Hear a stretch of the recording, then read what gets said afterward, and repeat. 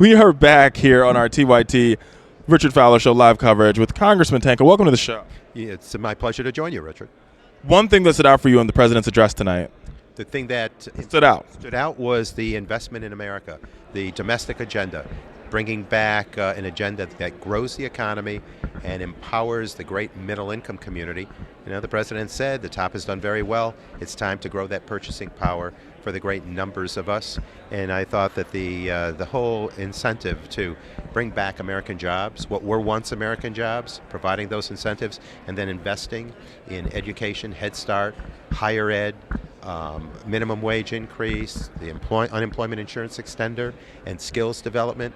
All of that leads, I think, and research leads to job cultivation and workforce empowerment. So I think, giving the skill set to the worker and having a long-term focus is a good thing. So growing customers for small business by empowering the middle-income community with a stronger sense of purchase ability is the best shot in the arm we can offer.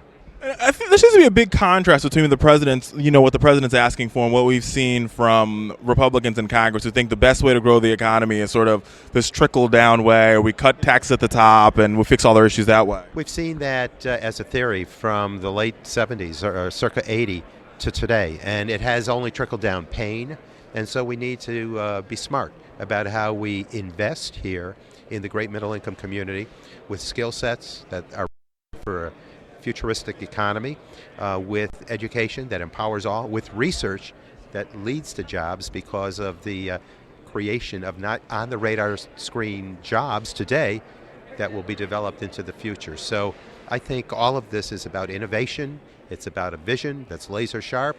It's about the investments that will lead expectedly to lucrative dividends. And let's talk about the dividends for just a second. I think the president made it very clear that he wants to do everything in his power to create jobs, and he wants a Congress that can create jobs. And sadly, he says this Congress hasn't done enough, so he's like, screw it, I'm just going to work around them. I'm going to build the bridge around them. Is that so? I heard him issuing that challenge, but I also heard this plea to both parties in Congress to work together from that great middle and grow the economy and create the climate that produces private sector job growth. I heard that challenge. I heard that plea. So he will choose an executive path if it's required, but he's also giving us the opportunity to step up to the plate and get it done in bipartisan fashion. And again, I heard a plea there to both parties, both houses. Time to work together, huh? Absolutely. Do you think it's going to happen? I'm hopeful. I think that, there were a few situations where there was a bipartisan reach and people felt the benefit of that. And I know that this being an election year, there has to be more production coming from this Congress in order to satisfy the demands of the electorate. I think we'll be challenged on about the dysfunction, and I think the leadership that sets the pace, the Republican Party, needs to really move forward in progressive fashion. Speaking about progressive fashion and moving the economy, moving this body forward, do you see the Democrats or Nancy Pelosi being returned to the Speaker's mantle, in 2024 at the end of 2014 election? I think it's very possible that we could take back the House based on, the progressive politics that I think America, the great middle of America, embraces. I think they want to see the empowerment of women in the economy. They want fairness for women with, equal pay for equal work. They see us too, I think, as being more in tune with the needs of the middle-income community. So I think there's a very good chance that we could return the majority to the Democratic Party.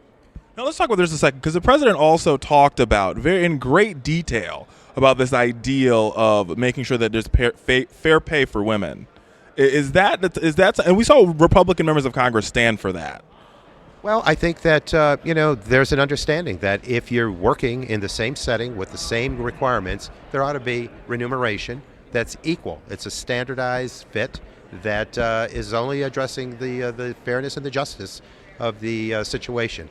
So people should be for that. That this place is about building fundamental fairness.